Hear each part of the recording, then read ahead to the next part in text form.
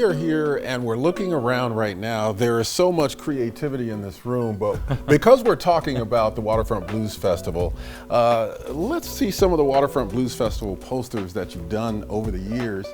And are there any favorites here? Are there any that are really posters that you love? Yes, there are.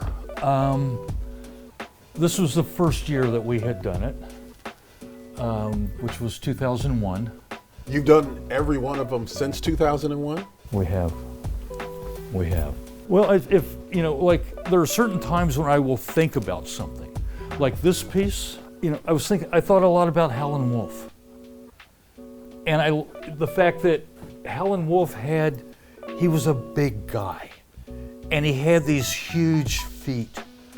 And that some silly little things like that kind of become part of the equation.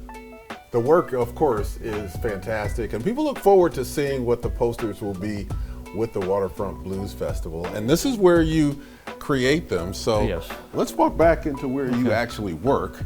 And maybe you could tell us a little bit about your thought process, your process when you put these posters together.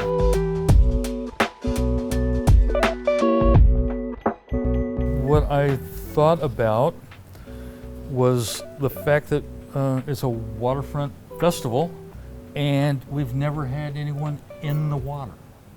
So we've had people jumping over the water and whatnot, but we've never had anyone in the water. So You start with a sketch, right? This is my sketch, or my refined drawing actually, which is a road map. What we do is, I do scratchboard, which is, this is all black.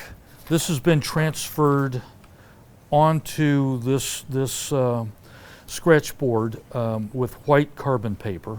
So I have a road map. And then I take a number 11 X-Acto knife, and I just kind of go in and I can scratch. So you can be as dirty as you want to or as clean with it as you want to. The nice thing about scratchboard is that you work smaller, you enlarge it so it takes on that wood block or linoleum cut ambience. The thing I like about the scratchboard is you're dealing with black and white, and I'm only thinking in terms of black and white while this is happening. And I'm thinking, and the thing I like about the black and white is that it's all about the rhythm of what's going on here, the rhythm of all the lines.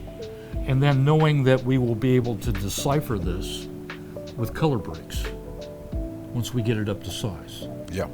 And then we're creating information that we can put on a screen and screen print. So once we're done with all of this, we go to the process of putting things on screens and screen printing,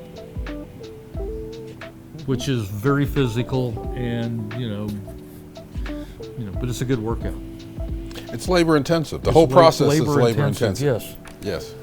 And there are times when you're printing and you're going like, golly, I wish I was over there drawing.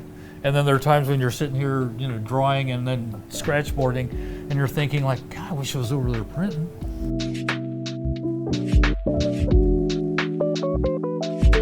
What does it mean to you to have been the Blues Festival poster artist for all these years? Whoa. I don't even know how to answer that. I try not to take it for granted. Every year that we have done this, I always feel like, well, it's been a good run. This is our last year. Because I figure there are people probably standing in line to do this. And somehow we have been fortunate enough to be called back. But I think it's a blessing. And I think now we need the Blues Fest more than ever, because I think Portland needs a lot of healing. And the Blues Fest is part of that healing process. Gary Houston, thank you so much for inviting us into your studio. I appreciate it. Great to speak with you, Thank and I you. know I'll see you out there at Waterfront Park during the Blues Festival. But of course, cool. Thank you.